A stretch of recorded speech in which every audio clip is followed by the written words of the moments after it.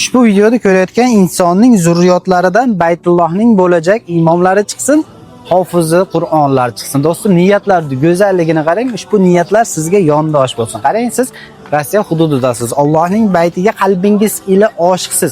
Baytullohga kelmoqchisiz, Allohning baytini tavof qilmoqchisiz. Madina Munavvaraga kelib, ikki olam sarvari koinotga salomlaringizni yetkazmoqchimiz. Sizlarga yaqindan yordam beramiz. Hozir yana bir ziyoratchimiz bilan turibmiz. Assalomu alaykum. Brat, как дела? Alhamdulillah. Ну как, наш тур понравился? Да, alhamdulillah, все нормально, все. Мы 11 день в Мекке был, вот 3 дня в Медине, да, алхамдулилlah. Мы сейчас находимся в Масджид Аль-Куба.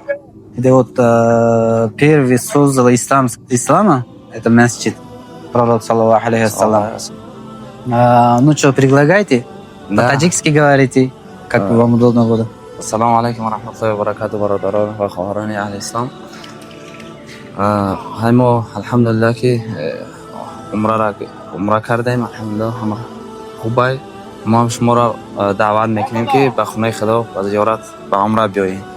به نهایت کاری خوبه، به نهایت ثوابی کلانه نزد الله. Вы гражданин какой страны, брат? Таджикистан. Таджикистан, таджикский паспорт, да? Да, таджикский паспорт.